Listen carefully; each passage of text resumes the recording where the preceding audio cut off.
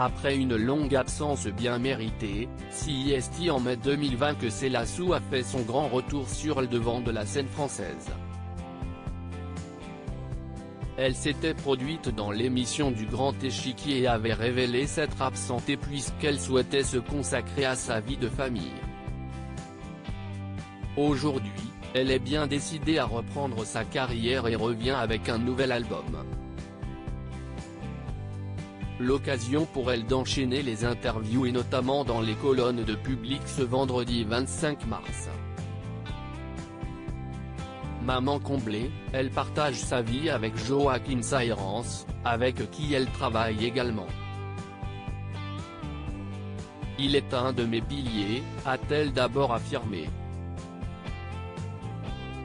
Nous sommes ensemble depuis 12 ans et il m'est essentiel aussi bien dans mon travail que dans ma vie personnelle, a-t-elle poursuivi avant d'évoquer la carrière de son compagnon, c'est un excellent musicien, un homme équilibré et ancré, un père exceptionnel. Nous avons eu la chance de nous être trouvés. Tous deux travaillent à Paris mais ont fait le choix de rester vivre en Belgique. On me demande pourquoi je ne m'offre pas un grand appartement à Paris, mais j'adore vivre dans ma campagne, a d'abord expliqué Célassou. J'adore la nature, les animaux, le calme. Et puis j'habite à 10 minutes de mes parents et de ma sœur. Je n'aimerais pas être loin d'eux, a-t-elle conclu. Un quotidien qui la ravit. Ce grand retour est l'occasion pour Célassou de faire des confidences concernant ces dernières années. Dans les colonnes de Public, la chanteuse a notamment évoqué sa santé mentale, qui n'a pas été de tout repos. Aujourd'hui je renais. Je n'ai jamais eu autant envie de croquer la vie à pleines dents. Parler m'a beaucoup aidé, être bien entouré aussi, a-t-elle d'abord affirmé.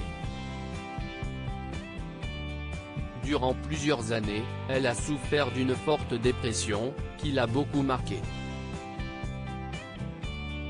J'ai toujours été proche de ma mère et, enfant, j'étais un vrai petit rayon de soleil, s'est-elle souvenue avant d'ajouter, je souriais tout le temps, je faisais des blagues, je courais partout.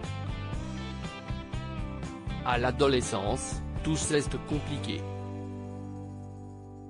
Alors que les choses semblaient être au plus mal, Célassou a poursuivi, je suis devenue consciente du regard que l'on posait sur moi, je détestais mes nouvelles formes et j'ai sombré dans la dépression vers 15 ans.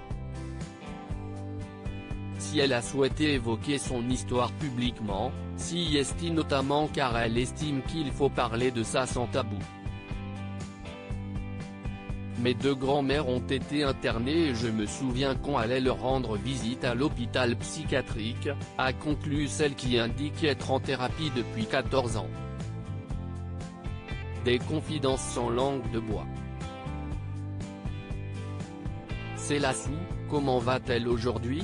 Célassou n'est pas la seule à avoir évoqué publiquement sa santé mentale. Dernièrement, c'est Stromae qui a fait son retour avec un album très personnel, dans lequel il a évoqué ses pensées suicidaires. Aujourd'hui, tout semble aller pour le mieux pour les deux artistes mais raconter leur histoire était nécessaire. C'est primordial et ça m'a permis, il y a 6 mois, d'arrêter les antidépresseurs que je prenais depuis 14 ans, a confié Célassou.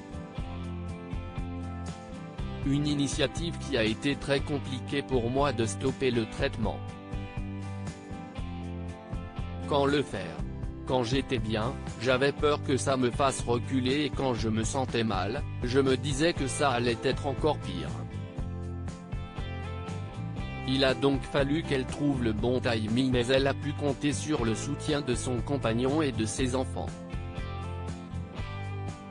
Loading Widget.